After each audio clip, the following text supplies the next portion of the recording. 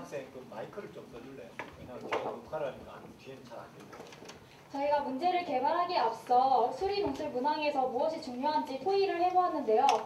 그래서 첫 번째, 실생활과의 연계, 극간의 통합, 주어진 조건과 상황 이해, 수학적 모델링을 통한 문제 해결, 그리고 마지막으로 의견의 논리적 전개를 생각하였습니다.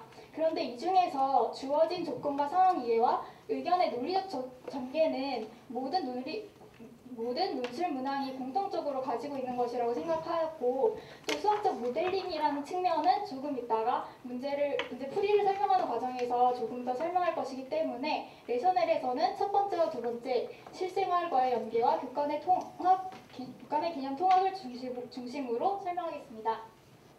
네, 이 그림은 왕십리 IMAX에서 좋은 자리가 어디인지 묻는 질문인데요. IMAX 좋은 자리 어딘가요? 주변 사람들 말로는 앞자리가 좋다는데 이미 예매한 사람들을 보면은 뒷자리를 선호하였고, 그래서 어디가 더 좋을지 묻는 글입니다. 실제로 저희 조원이 얼마 전에 왕십리에서 상영한 인터스텔라를 어렵게 예매에 성공해서 영화를 보는 중에 이 문제에 대한 아이디어를 떠올리게 되었는데요. 네, 저희는 그 수학의 다양한 개념들, 상학함수, 공간도형, 그리고 미분의 개념을 활용할 수 있는 문제를 만들어서 교과의 통합을 시도하였고, 학생들이 흥미를 가질 만한 상황인 영화관에서 자리를 선택하는 좌석을 설정하였습니다. 네, 그 다음은 학생들이 문제를 풀면서 활용하는 개념들과 그 구조인데요. 먼저 삼각함수, 공간도형, 미분의 개념이 이용되고, 그 중에서도 삼각함수의 그래프, 적당한 범위 안에서 탄젠트는 증가함수이다. 그리고 삼각함수의 합차 공식, 공간에서의 위치관계 중에서 필요한 부분을 뽑아내는 단면화, 두 점 사이의 거리, 그리고 미분 가능한 함수의 도함수를 이용해서 최대 최소를 구하는 것, 그 다음에 다항함수와 분수함수의 미분법 등이 있습니다. 네, 그 다음에 이제 문제 개발 과정입니다. 네, 저희는 한 모의고사 문제에서 착안을 했습니다. 이 모의고사 문제를 보시면 눈높이가 1m인 어린이가 나무를 바라보고 있는 상황이 제시되어 있습니다. 이 어린이가 조금 더 나무에 가까이 가자 나무를 바라보는 시야의 각이 4분의 파이만큼 더 커지는데요. 이렇게 관찰자의 위치에 따라서 그 물체를 바라보는 시야의 각이 달라지는 상황에 착안하여서 이것을 영화관에서 영화를 보는 상황에 적용하였습니다.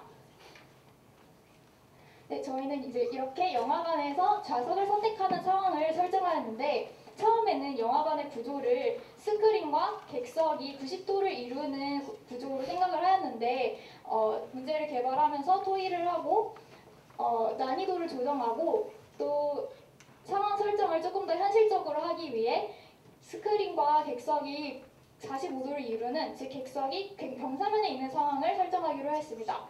처음에는 30도로 설정을 하였는데 계산이 좀 복잡해져서 기사의 편의성을 위해 최종적으로 45도로 결정을 하였습니다.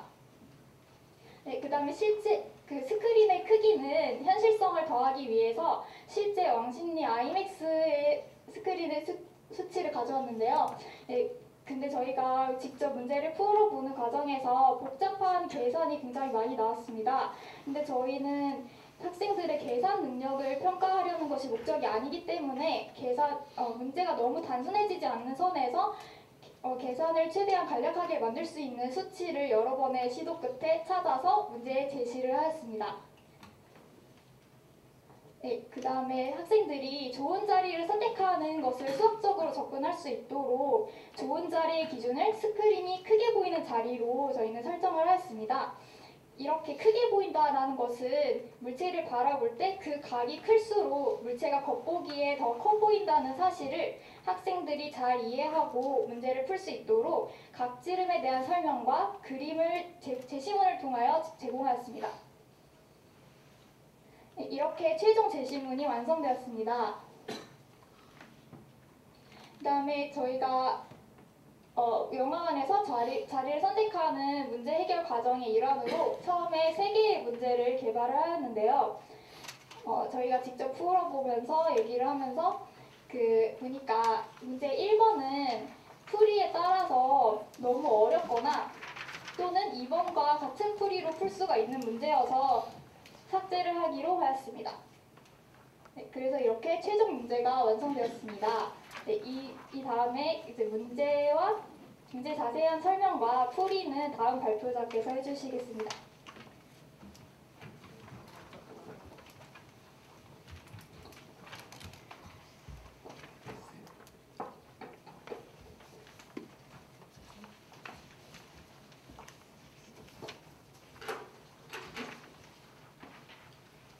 저 문제 풀이에 대해서 한번 살펴볼 건데, 네, 저희가 일단 문제지를 지금 좀 나눠드리고 있거든요. 이게 중간에 나눠드리는 이유가 처음부터 문제를 나눠드리면은 좀 발표를 보시지 않고 문제를 보고 계실까봐 풀이를 설명하기 전에 좀 문제지를 나눠드리게 됐습니다. 그럼 이제 풀이 한번 살펴보겠습니다. 네, 일단 첫 번째 문제에서 학생들이 이렇게 좀 문제를 해결하기 위해서 이제 주어진 문제 상황을 모델링을 할 수 있어야 합니다. 구체적으로 이렇게 영화관의 모습을 이렇게 단면으로 모델링을 학생들이 해내야 합니다.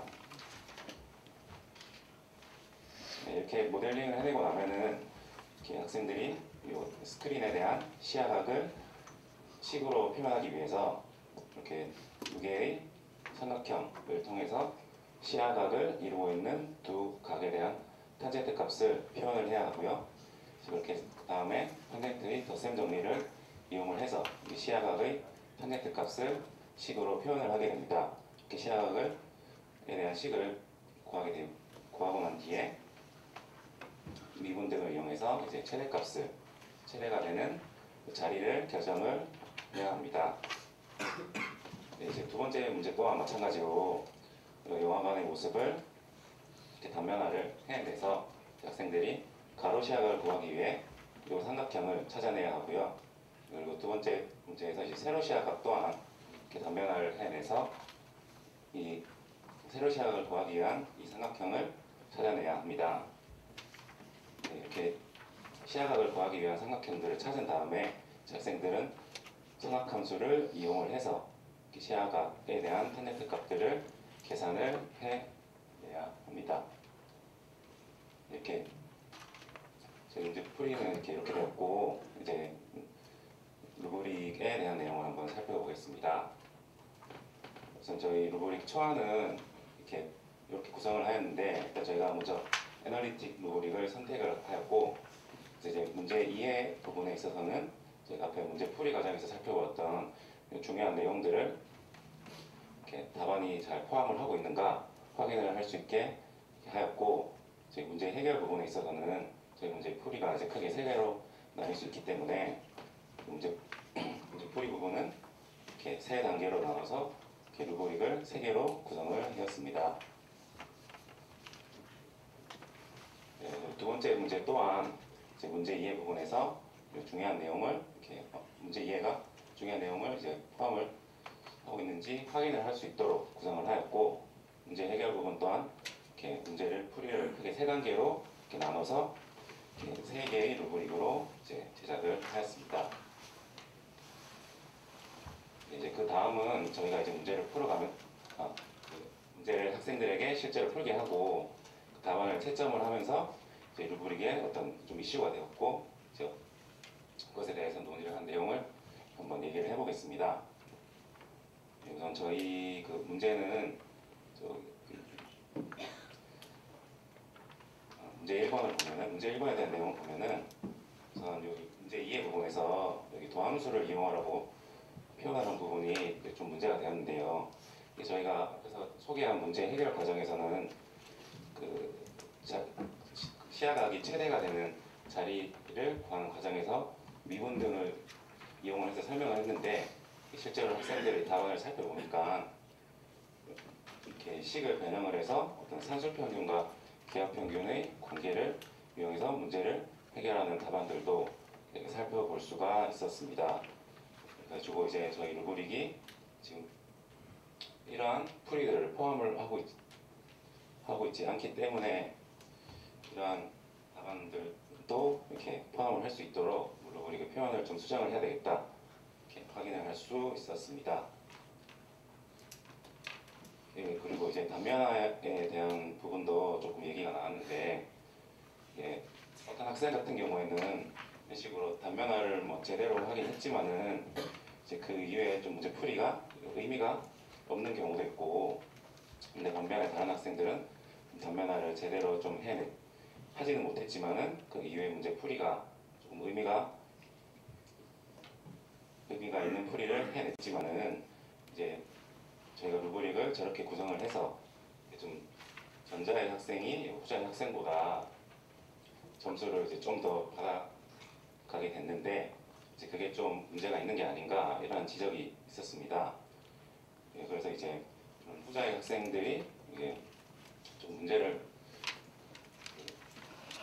점수를 좀 받아갈 수 있도록 좀 수정을 할 필요를 느꼈고, 그래가지고 저희가 단면화 과정에서 생길 수 있는 오류 같은 거를 루브릭의 문제 해결 부분에서 계산 오류에 좀 포함을 시켜가지고 계산 오류로 뭐와 같이 취급을 하자고 해서 이제 그 과정에서 그 항목에서 이제 좀 점수를 가져갈 수 있도록 수정을 하기로 했습니다. 네, 그리고 이제 학생들 실제 답안을 좀 보니까 이제 저희 문제를 풀면서 그냥 계산 과정 같은 게 없이 그냥 가까우면 자리가 좋다. 왜냐면 가까우면 크게 보이기 때문이다. 뭐 이런 식으로 적은 학생들이 답안이 되게 많았어요. 그리고 이제 이런 답안들을 이제 점수를 어떻게 줘야 되나, 이제 커뮤니케이션 부분에서 점수를 줘야 되냐 말아야 되냐 좀 얘기가 많았는데, 이제 이런 부분들 같은 경우에는 저희가 좀 얘기를 해보니까 그냥 뭐 근거가 없거나 아니면은 좀 구체적인 프로그램 솔빙 과정이 없다면은 점수를 주지 않는 게 좀 맞는 것 같다라고 이제 합의를 하였고, 네. 그래서 이제 그 부분은 이렇게 합의를 했습니다. 이제 두 번째 문제에서 이제 여기 문제 상황을 단면화하는 부분에 대해서 저희가 배점을 이제 한 개당 0.5점씩 하였는데, 저희가 문제를 풀 때 학생들이 두 자리의 가로 시야각과 세로 시야각을 구하기 위해서 이제 4개의 단면을 그려내야 되는데, 이제 그 각각의 단면에 점수를 0.5점씩 해서 이제 총 2점을 부여를 했습니다. 그런데 실제로 많은 학생들의 답안을 보니까 이게 첫 번째 문제 같은 경우에는 이게 영화관의 정중앙 이 열에서 이렇게 살펴보는 스크린의 모습을 단면을 해야 하는 건 잘 하는데, 이게 지금 두 번째 문제 같은 경우에는 관객석의 정중앙이 아니고 이렇게 좀 다른 자리에서 이제 바라보는 이제 스크린을 바라볼 때 시야각을 구하기 위해 그려야 되는 이 단면 같은 것들을 이렇게 잘 그려내지 못하더라고요. 그래가지고 이제 저희가 보니까 문제 1번과 문제 2번에서 좀 단면화를 하는 부분에 대한 비중을 좀 늘리는 게 좋을 것 같다. 그래서 이렇게 얘기를 하였고, 그래서 이제 배점을 좀 높이는 게 좋지 않겠냐고 이제 합의를 하였습니다. 그리고 이제 두 번째 문제에서 이제 루브릭의 문제 해결 부분에서 좀 더 얘기가 됐던 부분이 이제 여기 A와 B라는 이제 표현이었는데, 저희가 프로그램 솔빙 과정을 이렇게 3단계로 나눴는데, A와 B라고 표현을 함으로써 비교하기 부분이 앞에 가로 시야각 구하는 부분하고 세로 시야각 구하는 부분하고 이제 좀 채점이 독립적으로 되지 않는다는 것을 좀 발견을 하게 됐어요. 무슨 말인가 하면은 요 A와 B라는 여기 표현이 돼가지고, 근데 A와 B라는 표현은 가 어떤 건지 보면은 이제 A와 B는 이제 두 자리의 가로 세로 시야각을 바르게 구하는 것을 좀 전제를 하고 있는데, 이제 그렇게 표현을 함으로써 이 비교하기 부분에서 만약에 가로 시야각하고 세로 시야각을 구하는 과정에서 계산상에 좀 오류가 있는 학생들이 비교하기 부분에 그냥 아예 점수를 얻지 못하는 것을 이제 확인을 할 수가 있었고, 이제 그게 좀 이상하지 않냐는 지적이 좀 있었습니다. 그래가지고 이제 이거 좀 표현을 좀 수정을 해가지고 요 앞에 두 단계하고 요 마지막 두 자리를 비교해서 좋은 자리를 결정하는 이 단계가 좀 채점이 독립적으로 될 수 있도록 하는 게 좋겠다는 이야기가 있었습니다. 그리고 이제 또 비교하기 부분이 또 조금 문제가 된 부분이 있었는데, 제가 채점한 답안 중에 하나가 이제 가로 시야각과 세로 시야각을 모두 구하지 않고 이제 가로 시야각 하나만 계산을 한 다음에 이제 그것만 가지고 그 두 자리를 비교해서 결정을 한 답안이 있었습니다. 근데 그 답안 같은 경우에 저희가 이제 저희 만든 루브릭 초안으로 채점을 해보니까 딱 절반의 점수를 이렇게 얻어가게 됐는데, 근데 저희 문제 같은 경우는 가로 시야각과 세로 시야각을 이제 계산을 하고 이제 그것을 토대로 두 자리를 비교를 해서 좋은 자리를 결정을 해야 되는데, 이제 그냥 한쪽 시야각만 제대로 구하고 문제를 마친 학생이 절반의 점수만 받아가게 되면은, 그러면은 이제 가로 시야각 구하는 부분이 50%에 점수가 50%에 해당하고 세로 시야각 구하는 부분이 점수가 50%에 해당하고, 그러면 이제 그걸 토대로 자리를 결정하는 과정에 대한 배점이 없지 않느냐는 이제 지적이 있었습니다. 그래가지고 이제 저희가 얘기를 좀 해본 결과 이 비교하기 부분을 그냥 통째로 조금 수정을 해서 그 부분이 좀 반영이 되게 해야 되겠다고 이제 좀 얘기를 하였습니다. 저희가 이제 구체적으로 학생들의 답안을 토대로 채점을 해보고 루브릭을 어떻게 수정을 했는지 한번 살펴보겠습니다. 첫 번째 문제에서 문제 2의 부분에서 여기 도함수를 이용하여라는 표현을 좀 도함수 등을 이용하여 하고 해서 이게 좀 그 미분을 이용하는 풀이뿐만 아니고 다른 풀이들도 좀 포함을 할 수 있도록 수정을 하였고요. 그리고 문제 2의 부분에서 요 단면화하는 단계에 대해서 계산오류 뿐만 아니고 이제 좀 단면화 과정에 오류를 추가를 해서 이제 좀 단면화 과정에서 사소한 실수가 있었지만은 그 이후의 풀이가 올바른 학생들이 이렇게 아예 0점이 아니고 이제 2점을 받을 수 있도록 조금 조치를 취했습니다. 네, 그리고 두 번째 문제에서 아까 학생들이 두 자리의 가로, 세로 시야각을 구하기 위해서 그려야 하는 요 4개의 단면에 대해서 이제 각각 0.5점씩 배점했던 것을 개당 1점씩 배점으로 바꿔서 총 10점 만점에 2점에 해당하는 것 부분을 12점 만점에 이제 4점으로 수정을 했습니다.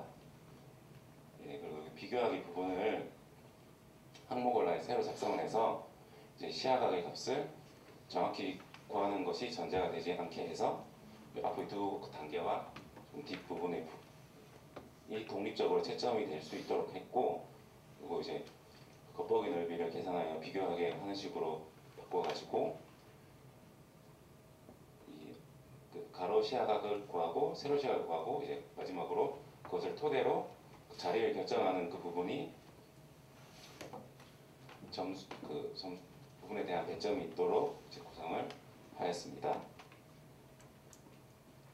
저희 준비한 문제와 루브릭에 대한 내용은 여기까지였고, 이제 후기 말씀드리겠습니다. 일단 저희가 문제를 만들면서 제일 처음 느낀 거는 이게 왜 실생활 문제가 이렇게 많이 없는지 알겠다는 거였는데요. 알겠다였습니다. 그리고 이제 또 문제를 처음 보고 풀어야 하는 학생들 입장에서 생각하는 것이 이게 정말 어렵구나 하는 것도 느낄 수 있었고, 이제 난이도를 너무 쉽지도 어렵지도 않게 조절하는 것이 정말 어려운 일이구나 하는 것을 확인할 수 있었습니다. 그냥 만든 문제를 그대로 쓰자니 이게 너무 어려운 것 같고, 그렇다고 조금 힌트를 줘볼까 했더니 너무 문제가 확 쉬워지는 것도 같고, 그래서 그 사이를 좀 어떻게 가져갈 수 있을까 부분에 이게 정말 어려움을 많이 느꼈던 것 같습니다. 네, 그리고 이제 답안을 받아와서 이제 채점하는 거는 좀 쉬울 줄 알았는데 이게 채점도 이게 굉장히 좀 시간이 많이 걸리고 얘기할 부분도 좀 많았던 것 같습니다.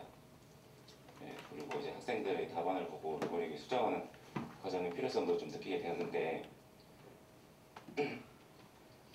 제가 처음 루브릭을 만들 때 이게 좀 여러 가지 학생들이 이런 식으로 문제를 풀지 않을까 많이 예측을 해보려고 했고 좀 많은 부분을 신경을 써보려고 했는데 실제로 답안을 받아와서 좀 채점을 해보니까 이렇게 수정해야 될 부분이 좀 많이 발견이 되었던 것 같아요. 그래가지고 이제 루브릭을 수정하는 과정 또한 중요한 절차가 되겠구나라는 것을 확인을 할 수가 있었습니다. 저희 발표 여기까지고 궁금한 거 있으시면 얘기해 주시면 되겠습니다. 예. 그 문제 1번 처음에 최초 루브릭에서 예. 도함수를 이용하여라는 표현을 예. 답안을 받은 이후에 도함수 말고 다른 풀이 방법이 있어서 도함수 등이라고 이렇게 약간 개방형으로 열어두셨잖아요. 예. 근데 거기서 그 탄젠트 덧셈 정리 활용하는 그 부분은 네. 그냥 계속 그대로 이렇게 작성이 돼 있더라고요. 예. 그럼 그 부분은 그 탄젠트를 이용하지 않은 풀이를 보지 못하셔서 그냥 그렇게 두신 건지 예. 아니면은 이거는 어떤 방법으로 풀든 최소한 탄젠트 덧셈 정리는 무조건 활용이 된다라고 판단을 하신 건지. 말씀을 하시는 의도가 다른 풀이가 있어서 말씀을 해 주시는. 사실 1번 문제 같은 경우 원주각의 성질만 알면은 중학생도 풀 수 있는 문제니까. 예, 저희도 그러니까 저희 조원이 그렇게 풀었기 때문에 그런 생각을 했는데, 예, 사실 그 풀이 같은 경우에는 그 원주각의 성질을 이용하는 그 아이디어가 좀 중요한 부분인 것 같다고 생각을 했고, 그래가지고 그 부분을 이제 좀 그걸 포함하는 저희 지금 루브릭에 포함을 시키는 것보다 차라리 루브릭을 따로 만들어가지고 이제 그 풀이에 대한 루브릭은 좀 아이디어 부분에 배점을 더 많이 두는 게 좋지 않냐 얘기가 있어가지고, 예, 저기는 좀 건드리지 않고 놔뒀습니다. 그리고 저희가 그 한 학교 학급을 대상으로 풀이를 받았고 각각 또 과외하는 학생들한테도 여러 번 풀이를 받았는데 사실 그 부분에 풀이가 하나라도 있었으면 그런 루브릭을 좀 제공을 해드리기도 했는데 그 풀이가 단 한 개도 발견되지 않아서 아마 대부분의 학생들은 각각 탄젠트를 이용해서 푸는 방법이 일반적이지 않을까 해서 그 좀 루브릭만 가지고 있었는데. 시험한 이상.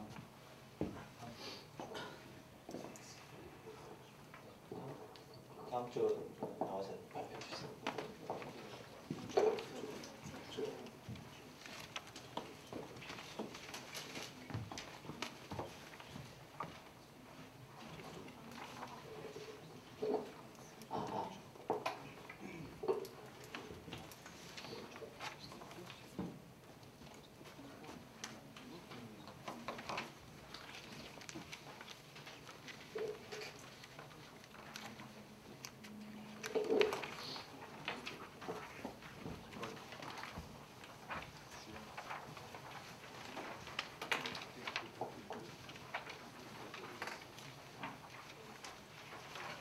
다 나눠드리면 시작하겠습니다.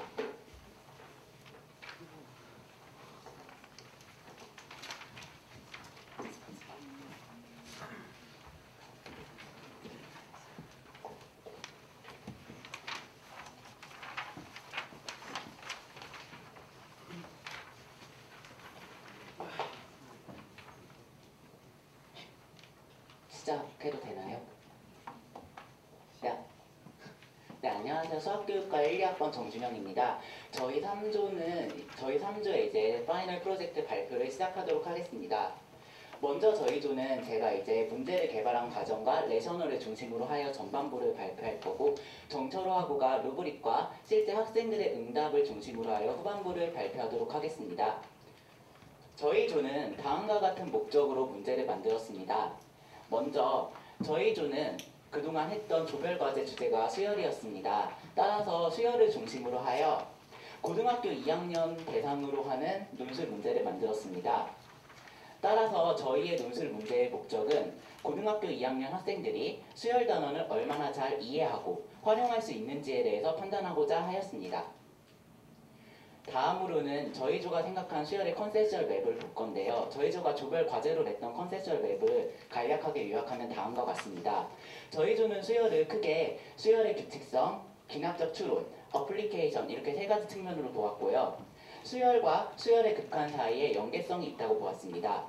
따라서 저희 조는 수열의 규칙성에서 등차와 등비 수열, 그리고 수열의 함수적 정의를, 기납적 추론에서 수학적 기납법을, 그리고 수열과 수열의 극한을 연계하는 과정에서 무한급수를 활용하도록 하겠습니다.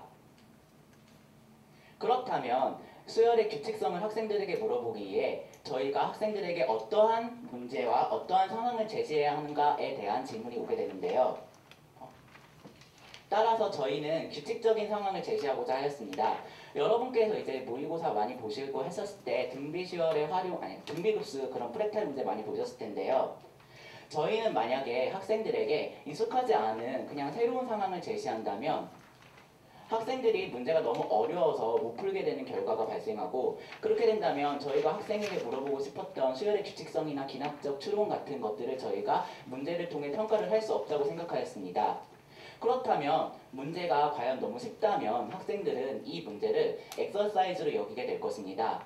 따라서 저희 조는 너무 쉬운 것과 어려운 것 사이에 균형을 맞춰야 된다고 생각했고, 쉬운 익숙한 상황과 어려운 복잡한 상황 사이에서 균형을 맞추고자 노력하였습니다.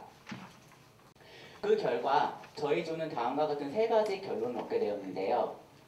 첫 번째로 학생이 수열 단원의 핵심 내용을 얼마나 잘 알고 있는지 물어보는 문제, 그리고 학생이 교과서에선 다루지만 실제로는 잘 쓰지 않는 수열의 함수적 정의를 잘 활용할 수 있는가에 대한 문제, 그리고 학생들에게 그나마 익숙한 등차 수열과 등비 수열을 활용할 수 있는가에 대한 것을 물어보고자 하였습니다.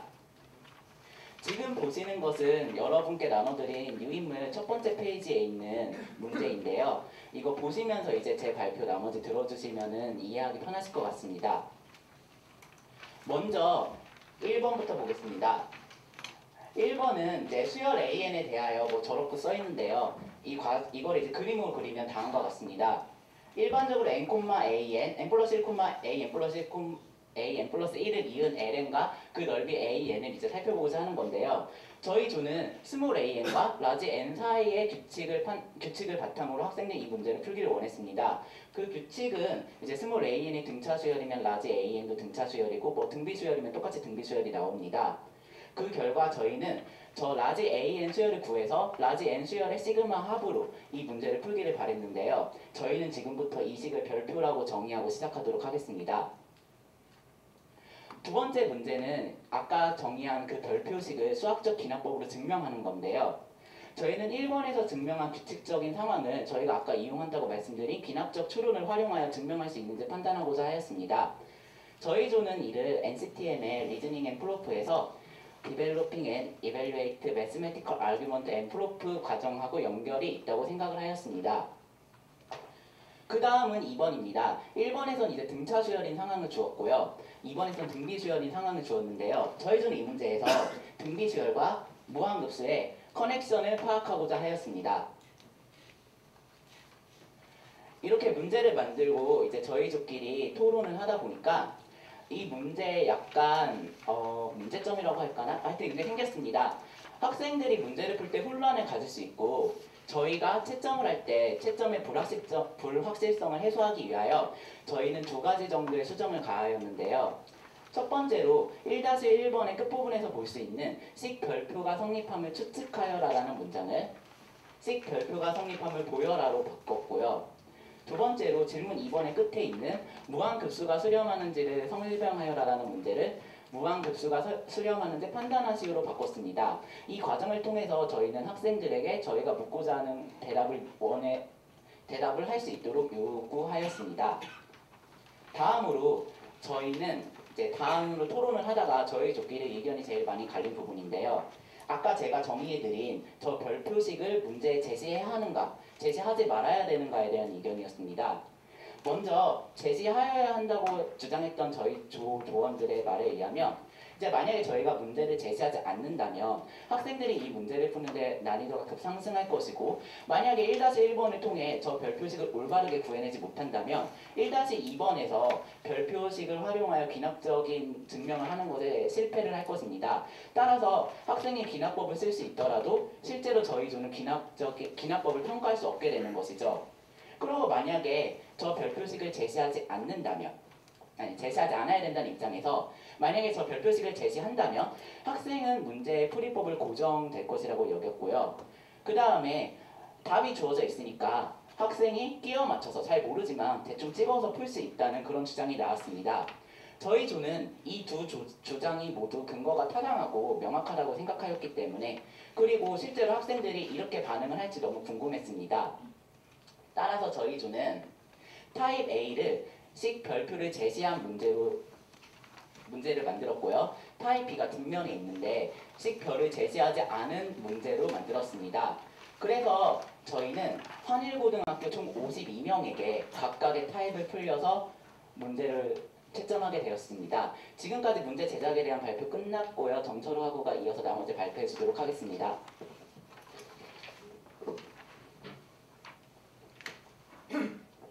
예, 발표의 뒷부분을 맡게 된 1, 2학번 정철호입니다. 그럼 전 지금부터 퍼스트 루브릭에 대해서 발표를 하도록 하겠습니다.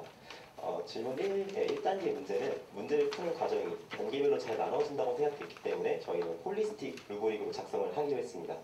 질문 1의 1단계 문제는 등차 수열의 규칙성에 대해서 물어보는 문제입니다. 그래서 학생들이 직선 ln의 방정식을 세운 다음에 그 다음에 라지 a n의 값을 표현할 때 등차 수열의 초항과 공차로 표현했을 때 점수를 얻을 수 있도록 루브릭을 작성하였습니다. 타입 B의 경우에는 타입 A와는 다르게 식스타가 제시가 되어 있지 않습니다. 따라서 학생들이 식스타가 성립함을 보일 때 이 식을 찾아내는 과정이 좀 더 복잡하다고 생각을 했기 때문에 학생들이 이거 식스타를 구하는 과정에 대해서 점수를 더 받을 수 있도록 루브릭을 작성하였습니다. 질문 1의 2단계 문제는 학생들이 수학적 기납법의 원리를 제대로 이해하고 또 그 원리를 주어진 명제를 증명할 때 제대로 사용할 수 있는지 그 두 가지 능력을 판단하고 싶었기 때문에 저희는 애널리틱 루브릭을 작성하였습니다.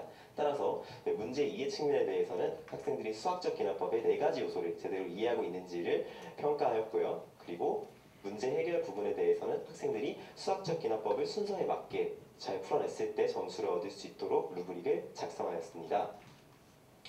질문 2의 문제는 등비수열의 규칙성과 무한급수에 대한 개념을 묻는 문제입니다. 그래서 학생들이 리미트 k가 무한대로 갈 때 라지 sk의 값을 구한 다음에 학생들이 등비수열과 무한급수의 연결 관계에 대해서 언급하여 결론을 내렸을 때 점수를 얻을 수 있도록 루브릭을 작성하였습니다.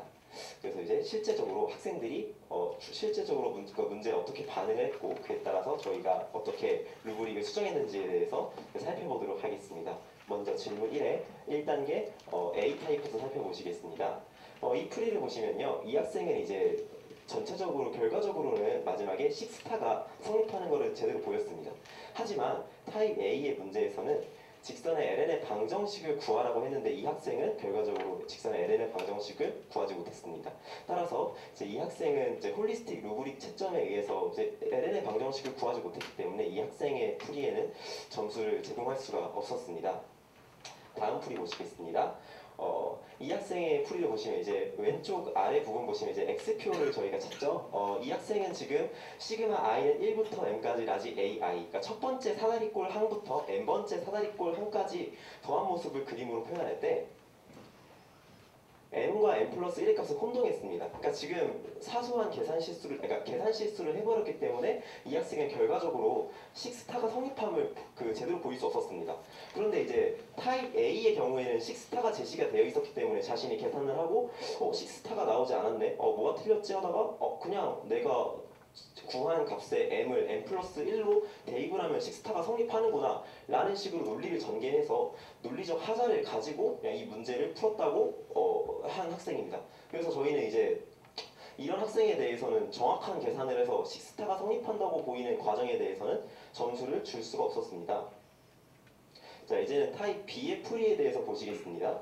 이 문제를 푼 학생들은 고등학교 2학년이고 이제 막 수원 단원을 끝낸 학생들이어서 이제 풀이가 이제 우리가 생각한 루브릭에 있는 풀이대로 문제를 풀 것이라고 생각했는데, 근데 이 학생은 이제 시그마 i는 1부터 n까지 라지 ai 값을 구할 때 적분을 이용해서 정확하게 계산을 한 학생입니다. 그러니까 저희가 생각했던 풀이와는 다른 풀이를 이제 보여준 학생이라고 볼 수 있겠습니다. 다음 풀이도 이제 또 다른 풀이인데요. 이렇게 귀엽게 그림을 그려가면서 풀이를 하셨는데 여러분들이 보셔야 될 것은 이제 오른쪽 위의 그림입니다. 여기서 이 학생의 주된 생각은 뭐였냐면 그러니까 시그마 i는 1부터 n까지 그러니까 첫 번째 사다리꼴부터 n번째 사다리꼴의 넓이를 합했을 때 그 모양이 큰 사다리꼴이 된다는 것을 이용해서 그래서 라지 ai 값의 각각의 항들의 값을 구하지 않고 한꺼번에 큰 사다리꼴의 넓이를 그러니까 사다리꼴의 넓이를 구하는 공식을 이용해서 멋지게 구한 풀이라고 볼 수 있겠습니다. 그래서 지금까지 있던 풀이들을 이제 종합해 보면은 이제 타입 A 풀이들을 보시면은 그러니까 LN의 방정식을 구하지 못한 풀이도 있었고 또 이제 식스타가 성립하는 거를 이제 식스타가 주어져 있었기 때문에 이제 어거지로 끼워서 맞춰서 푸는 풀이도 존재했었죠. 타입 B를 보면은 이제 저희가 생각했던 풀이 말고도 다양한 풀이가 존재했었고요. 그래서 이제 타입 A 풀이 같은 거를 보면 이제 이 학생이 제대로 식스타가 그러니까 이 문제를 제대로 이해하고 그러니까 문제를 풀고 있는가, 또 이제 식스타가 성립하는 거를 이제 이해는 했지만 정확하게 문제를 해결할 수 있는 능력을 가지고 있는가, 이 두 가지 능력을 구분할 필요성을 느끼게 되었습니다. 또 우리가 기존의 풀이에서는 홀리스틱 루브릭으로 하나의 풀이에 대한 전체적인 채점 루브릭을 만들었었는데 타입 B에서 다양한 풀이가 나왔으므로 기존의 루브릭으로는 다양한 풀이를 커버할 수 없었습니다. 따라서 저희는 기존에는 홀리스틱 루브릭으로 작성을 하였는데 이제 다시 수정을 해서 만들 때는 아예 홀리스틱 루브릭을 버리고 애널리틱 루브릭을 선택을 하기로 하였습니다. 그래서 다음 보시는 그 루브릭이 바로 타입 A에 대한 애널리틱 루브릭이고요. 다음 풀이는 이제 타입 B의 애널리틱 루브릭입니다. 타입 B는 타입 A에 비해서 다양한 풀이가 나올 수 있다는 점을 고려를 했기 때문에 이렇게 루브릭 아래 하단 부분에 문제 해결의 특이사항을 만들어서 다양한 풀이에 대해서 점수를 제시를 할 수 있도록 루브릭을 수정하였습니다. 네, 다음 반응은 이제 질문 1의 2단계 풀이에 대한 학생의 반응인데요. 이렇게 보시면 군데군데 X 표시를 이제 많이 설정해놓은, 표시를 해놓은 걸 볼 수 있겠습니다. 사실 이 문제를 푼 학생은 이제 타입 B 문제를 푼 학생이었거든요. 그래서 이제 식스타가 제시가 되어 있지 않았습니다. 그래서 이제 이 학생은 1단계에서 스스로 식스타를 계산을 해야 했죠. 근데 그런 과정에서 아예 1단계에서 식스타를 잘못 구한 겁니다. 그래서 이제 2단계 문제를 풀 때 문제 해결, 그러니까 수학적 기납법은 제대로 사용을 했지만 잘못된 식으로 구했기 때문에 이 학생에게는 문제 해결 부분에 대해서는 점수를 줄 수 없었습니다. 하지만 이제 이 학생은 수학적 기납법의 원리를 제대로 이해는 하고 있었기 때문에 이해 부분에 대해서는 점수를 제공할 수 있었습니다. 다음 풀이 보시겠습니다. 이 다음 풀이 보시면 이제 이 학생이 이제 정갈하게 이제 그 계산을 해서 그러니까 계산 정확히 해서 증명을 한 것을 보실 수 있겠습니다. 하지만 이제 저희가 1차 루브릭으로 채점을 할 때 이 학생의 풀이를 보면 4단계인 모든 자연수에 대해서 성립한다는 말을 언급하지 않았습니다. 그래서 이 학생에 대해서는 이해 부분에 대해 이제 만점을 줄 수가 없었는데요. 근데 이제 저희가 이런 풀이들을 채점하다 보니까 이렇게 문제는 정확히 잘 풀었는데 4단계를 언급하지 않았던 학생들 풀이가 꽤 존재했습니다. 조원들이 채점을 하고 이야기를 해본 결과 굳이 수학적 기납법을 전개하는데 4단계가 없어도 충분히 논리를 전개하는데 하자가 없다고 생각을 하게 되었고, 또 개중에 어떤 선생님께서는 수업 시간에 이 수학적 기납법 설명하실 때 4단계를 이렇게 언급하시는 선생님도 계시고 언급하지 않는 선생님도 계시기 때문에 모든 학생들에게 공평하게 이 문제를 채점하기 위해서는 4단계를 제거하는 것이 바람직하다고 생각했습니다. 그래서 저희는 루브릭을 어떻게 수정하였냐면 문제 이해 부분에서 수학적 기납법의 4가지 요소를 평가했던 것에서 4단계를 제거한 3가지 요소를 평가를 하기로 하였고, 그런 과정에서 문제 배점을 3점에서 2점으로 낮추었습니다. 대신 학생들이 n이 k 플러스 1일 때 성립한다는 것을 보이는 과정이 이제 더 중요하다고 생각했기 때문에 문제를 이제 7점에서 8점으로 점수를 올리게 되었습니다. 이제 마지막으로 질문 2에 대한 학생의 풀이를 보시겠습니다.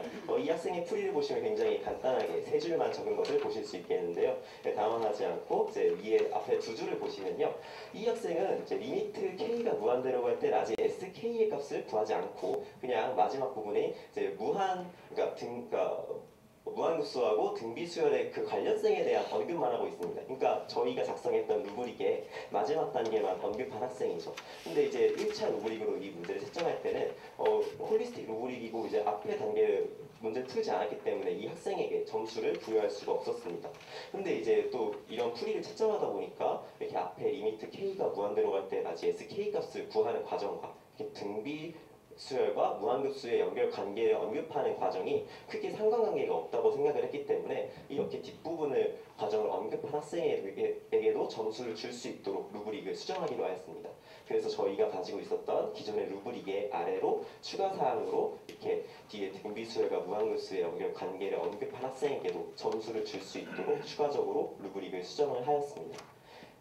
지금까지 저희의 모든 발표는 마쳤고요. 질문 있으신 분 질문 받도록 하겠습니다.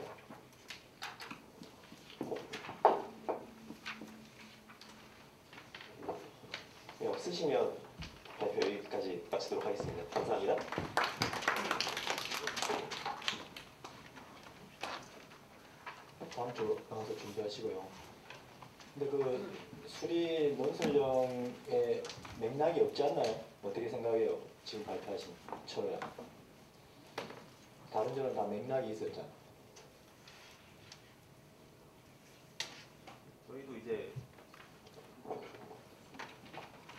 제시문에서 이제 수열의 지성을 이제 함수적 개념을 연결해서 보일 수 있다는 것을 시작해서 저희가 이제 묻고 싶었던 것을 물어봤거든요. 그러니까 등차 수열, 그러니까 이렇게 함수의 규칙성으로 함수를 만들었을 때 그런 그림으로 이제 큰 사다리꼴의 그림을 만들 수 있었고, 그걸 가지고 또 그 사다리꼴의 모양을 가지고 규칙성을 만들 수 있었으니까. 근데 그런 거랑 이제 그런 거를 가지고 등차 수열과 등비 수열의 개념을 물어볼 수 있었기 때문에 저희는 크게 그러니까 그런 맥락을 가지고 있다고 생각하고 문제를 만들었었거든요. 그 부분 생각해 주십시오. 제가 보기에는 맥락이 좀 부족합니다. 수리 논술령 문제, 서술형 평가 문항과 많은 차이가 없고. 예, 1조 발표를 맡게 된 기태정이라고 합니다. 예, 잡담만 하지 않고 시간이 별로 없기 때문에 중요한 것만 얘기하고 바로바로 넘어가도록 하겠습니다. 처음에 저희가 설명할 얘기는 문제 모티베이션과 목적 그리고 NCT 엑셀런트에서 찾은 내셔널입니다. 저희 논술 문제 배출 과정을 보여드리겠습니다. 저희가 맨 처음에 생각한 것은 놀이공산의 롤러코스터에서 한 바퀴 돌기 위한 조건을 한번 생각해보자 라고 했는데 이게 너무 피지컬한 토픽이라서 저희가 그 다음에 저희가 생각한 게 이제 또 타운과 미분의 개념을 연결하자 라고 했는데 사실 말도 안 되는 것이라서 너무 억지로 납시다. 그래서 저희가 생각한 것이 수학의 가장 기본적인 정의란 무엇인가, 한번 저희가 정의란 무엇인가, 저스티스가 아닌 수학적인 데피니션에 대해서 한번 탐구를 해보도록 하겠습니다. 저희의 문제의 목적은 추론 능력을 먼저 평가하고, 그리고 정의의 중요성, 그리고 수학 지식의 통합 능력, 증명 능력을 평가하는 것으로 했습니다. 저희의 그 NCT 스탠다드에 찾은 저희의 어떤 문제의 주안점입니다. 가장 중요한 두 단어만 보시면 됩니다. 왜와 어떻게. 저희가 생각하는 중요한 토픽은 바로 자연로그 2입니다. 자연로그 2를 도대체 왜 저렇게 정의를 했고, 그리고 또 어떻게 저기의 수렴성을 보장할 수 있는가, 바로 그것이 저희 문제의 주안점입니다. 카네이션에서는 여러 가지 개념 간의 연결성을 통하여 그 증명으로 가는 것을 평가를 하려고 했고요. 그리고 프로블럼 설빙에서는 이 문제가 쉽지가 않습니다. 상당히 어렵기 때문에 여러 단계로 나눠서 단계적으로 학생들이 풀 수 있도록 만들었습니다. 그리고 이 부분은 너무 영어가 싫기 때문에 한글로 보면은 수식만 나열하는 게 아니라 그들의 생각을 서술하는 것을 저희가 주안으로 봤습니다. 그럼 이제부터 저희의 문제를 보여드리도록 하겠습니다. 이제부터는 그 배부된 종이를 보시면서 같이 보시면 좀 도움이 되실 겁니다. 이제 제시문 가에 보면은 아주 익히 잘 알고 계시는 미분의 정의입니다. 극한으로 정의되어 있고, 잘 생각해보면 자연로그 2의 정의도 극한으로 정의되어 있기 때문에 뭔가 연관성이 있을 것이다 라는 것을 생각해 보실 수 있고요. 그 다음에 나에 보면은 한글로 나왔지만 내용을 보면은 잘 아시는 단조 수령 정리의 내용입니다. 혹시 모르시는 분이 있다면 그건 뭐 어쩔 수 없죠. 공부를 열심히 안 아니 죄송합니다. 단조 수렴 정리에 대한 거고, 이건 수열의 수렴성에 대한 보장하는 정리입니다. 그리고 다는 저희가 문제를 풀 때 굉장히 중심적으로 사용하게 되는 이항 정리에 대한 내용입니다. 문제를 보시면 먼저 저희의 최종 목표는 문제 4번입니다. 문제 4번을 이게 해석하는 건데요. 지금 보면은 여기 정의된 거를 2라고 하지 않고 알파라고 뒀습니다. 알파라고 두고 알파의 x승이라는 함수를 정의하고 그 함수에 미분을 하고 그 미분과의 관계를 설명하라고 하는데요.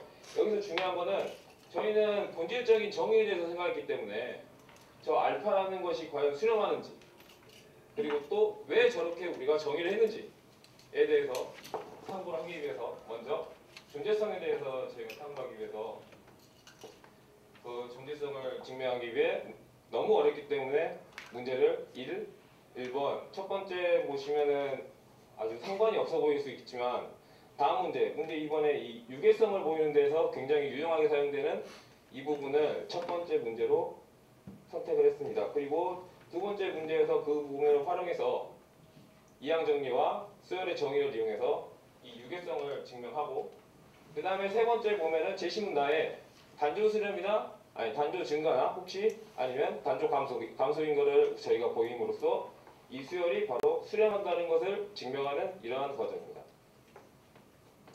이제 루블릭의 초안을 잠깐 보시면 될 것 같습니다. 여기 이제 홀리스틱으로 맨 처음에는 짰는데요. 처음에 보는 것은 이 수학적 귀납법을 일반화시키는 과정, 그리고 이 정확한 표현과 기호와 표현을 사용했는지를 봤고요. 그 다음에 문제 2번의 과정은 저희가 처음에 생각한 거는 이제 2보다 크다는 걸 보고 그리고 또 3보다 작다는 걸 나눠서 보기를 바랬는데 학생들의 반응이 사실 그렇지 않아서 약간 조금 수정을 많이 가했고요.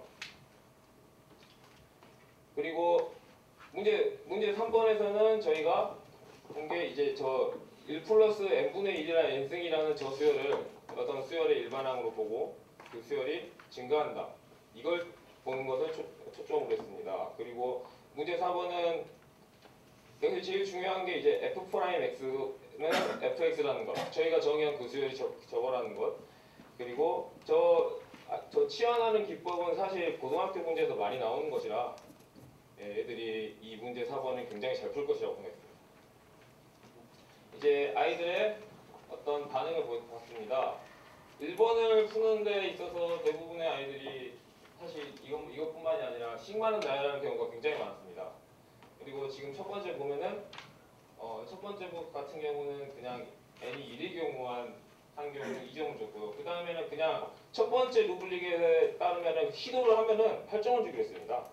그래서 여기 지금 8점이 나왔고요. 그리고 두 번째 문제 같은 경우는 보면은 첫 번째 친구는 아주 굉장히 잘 풀었습니다. 보면 사실 저 정도로 풀 것까지는 생각을 하지 않았는데 잘 풀어서 12점을 줬지만 약간 기호상의 문제나 그런 게 있어서 3점 정도 깎았고요. 그 다음에는 그냥 이제 성립한다고 보고 어떻게 해야 될지만 제시를 했기 때문에 4점을 줬습니다. 그리고 문제 3번에 보면은 대부분 아이들이 문제 3번 이 증가성을 못 풀었습니다. 하지만 그래도 보면은 저희가 첫 번째 루블릭으로는 점수를 줄 게 없어서 이 부분에 대해서도 좀 많은 수정을 가했습니다. 그리고 문제 4번 같은 경우는 대부분의 아이들이 고등학교 때 많이 배웠던 내용이기 때문에 상당히 잘 풀었습니다. fx와 f'x가 같은 미분했을 때 같은 형태라는 것도 잘 알았고 그리고 그리고 이 다음에 있는 이 풀이를 보면은 저희가 제시한 제시문이 아니라 자신의 어떤 알고 있는 사실을 이용해서 푸는 경우입니다. 근데 이 경우는 저희가 의도한 이런 정의를 이용해서 푸는 게 아니기 때문에 처음에는 가장 맨 처음에 루블릭으로는 12점을 줬지만 그 다음에 루블릭에 그 다음에 해당하는 루블릭으로는 0점을 줬습니다. 저희가 의도한 게 아니었기 때문에 그렇게 했고요. 지금 여기 보시면 이제 새로 짜진 루블릭입니다. 보시면은 달라진 점이 애들이 너무 식만 나열하는 경우가 너무 많았기 때문에 사실 식만 나열하는 게 저희가 바라는 게 아니고 그들의 생각을 줍는 게 저희가 바라는 거기 때문에 그 부분은 언더스탠딩 부분에서 저희가 넣었고요. 그리고 2점, 8점밖에 안 나오는 그런 상황이 너무 많아서 제가 점수를 좀 더 세밀하게 주기 위해서 프로블럼 솔빙 부분에서 여러 가지 부분을 넣었습니다. 그리고 문제 2번 같은 경우는 대부분의 아이들이 저희가 유계성을 판별하는 데 있어서 2보다 크다는 거를 한 번 하고 그 다음에 3보다 작다는 거를 이렇게 두 번으로 나눠서 하길 바랬는데 아이들이 그 식만 보고 전부 한 번에 하려고 하는 경향성이 많아가지고 문제 2번 자체에다가 조금 수정을 가하고 그리고 제시문 언더스탠딩 부분에서 제시문 다와 문제 1번의 결과를 활용한다 이런 부분을 좀 더 넣었습니다. 그리고 문제 3번에서 문제 3번에 같은 경우는 이제 대부분의 아이들이 못 풀었는데 예, 좀 어렵긴 합니다. 이 문제가. 예, 그래서 뭐 저희가 생각한 게 이제 썰빙 부분을 저런 식으로 여러 가지로 판별해서 저런 세부 점수를 좀 많이 줘서 세부 점수를 많이 줘서 최대한 점수를 많이 주기 위해서 저렇게 수정을 가했고요. 그리고 언더스탠딩 부분에서도 제시문 나와 문제 2번을 활용하는 것을 주안점으로 넣었습니다. 그리고 문제 4 같은 경우는 그 전에 루브릭과 많은 차이가 없습니다. 그 전에 루브릭과 차이가 있다면은 이 원래 자기가 알고 있는 지식을 사용했을 경우 점수를 부여하지 않았습니다. 그 자신이 주어진 그 제시문과 정의만 이용해서 풀 수 있도록 하기 위해서 그런 식으로 했습니다. 그리고 학생들의 반응을 토대로 문제를 2번 같은 경우는 이렇게 먼저 2보다 큰 해당 수열이 2보다 큰 것을 보이고 그리고 3보다 작은 것을 보이도록 두 개로 나눠서 했고요. 너무 문제가 좀 어려운 것 같아서 힌트 문제 1번을 활용하여 저희가 보일 수 있도록 유도했습니다. 그리고 문제 4번 같은 경우는 제시문 가를 참고하여가 아니라 이용하여로 바꿨고요. 그리고 너무 이 fx와 f'x의 관계에 대해서 설명하시고 하니까 자신의 생각이 너무 안 들어가는 것 같아서 위에 알파를 정의하는 수학적 의의에 대한 자신의 생각을 논하시오로 바꿨습니다. 결론적으로 얘기해 보면은 사실 저희가 생각할 때 수학에서 정의라는 것을 대부분 아무런 생각도 하지 않고 그냥 당연한다고 생각하고 넘어가는 경우가 너무 많은 것 같습니다. 하지만 그 수학적인 정의도 인구가 만든 것이고 한 번쯤은 왜라는 의문을 한번 가져보았으면 하는 그런 생각에서 저희가 문제를 만드는데 대부분의 학생들이 그런 의문을 갖기보다는 그냥 푸는 것 같아서 조금 마음이 아팠습니다. 질문 있으신가요?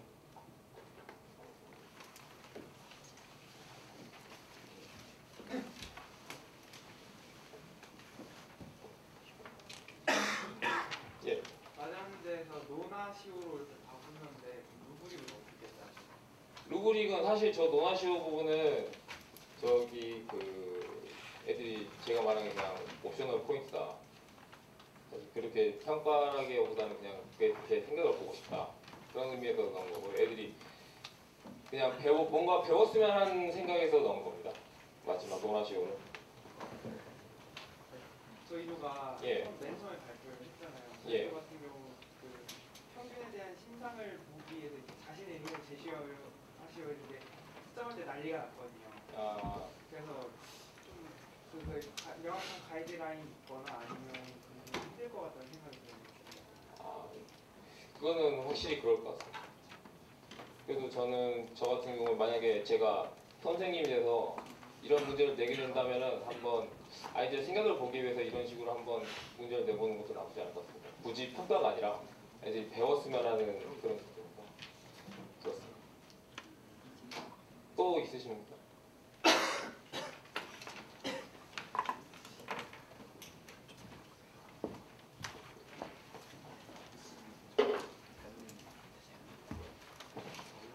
아이디어는 아주 좋은데 아쉬움이 남네요. 제가 보기에는 좀 더 잘 문제를 컨스트럭션 했더라면 학생들이 좀 더 접근할 수 액세시빌리티도 중요하잖아요. 그래서 지금 뭐 원래 마지막 문제가 가장 무게인데 마지막까지 푼 사람이 한 명도 없었어요. 사람들이 좀 잘하는 애들이 학교로 가는데 친구들이 고등학교 2학년 정도야. 그러니까 거기까지 갔으면 재밌었을 텐데. 그러니까 애들이 여러 가지 특징도 볼 수 있었을 텐데. 아이디어는 좋았는데 그러니까 문제를 좀 더 쉽게 컨스트럭션 했었어야 될까.